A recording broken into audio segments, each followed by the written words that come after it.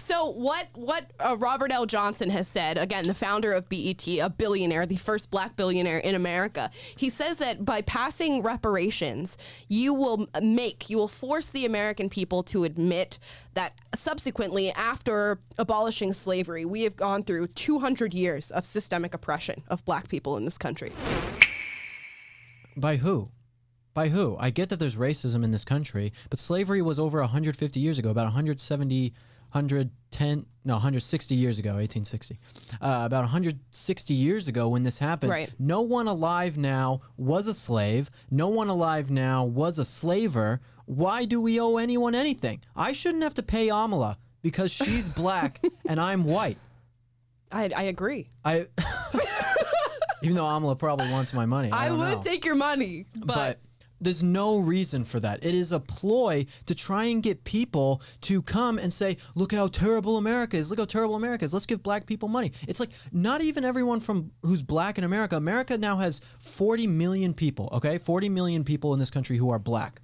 And when the Atlantic slave trade happened, about 350,000 of those 350,000 slaves that were brought over from Africa actually came to America. Most of them went to Central America and the Caribbean for sugarcane things and things like that. So not even that many, only about 350,000 came to America. So why, in any sense of the word, would I be paying for someone else's reparations for who wasn't around then for slavery and I was never a slaver? It makes absolutely no sense. And the juxtaposition of him being a billionaire asking for reparations for what? And he cites systemic racism. He says the injury around racism occurred at the federal, state, and local levels as well as other institutions, colleges, companies, churches. So each has a responsibility to address past wrongs. So every single institution in our nation has a responsibility to address reparations to black Americans.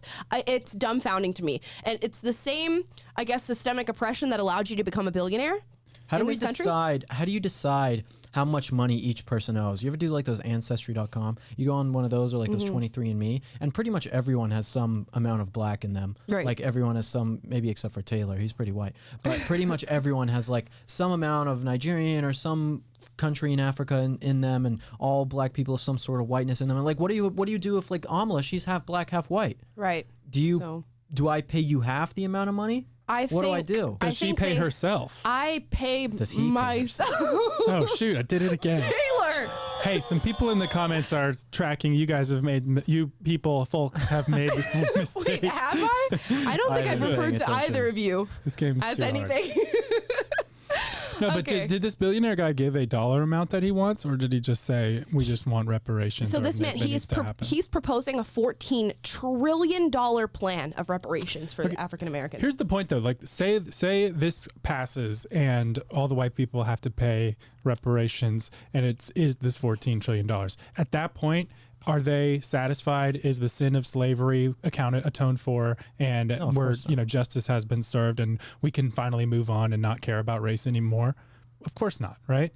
And that's the whole point, is this ideology. It's not pointed toward creating a solution that's going to allow us to have a united, society where people can walk together through life and, have a good, happy future and country where we have unity and harmony. It's literally bent on destroying America. There's a study on this, I believe, when looking at the money and the amount of money that taxpayers in America paid into the federal grant system, or not federal grant system, but the system that gives out welfare.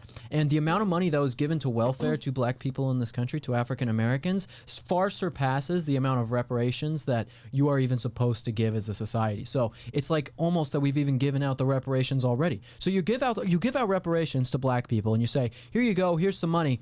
Dave Chappelle has this great sketch on this. What happens when you give a bunch of people, you have poor people living in African Americans living in bad communities. We did that right along in South Central LA. And you give them a bunch of money. What are they going to do? They're going to spend it horribly. Yes. Until you get people to have actual ways to get themselves out of poverty or get themselves into a place where they are no longer dependent on someone else, giving them more money isn't going to do anything to help that community. It will do nothing.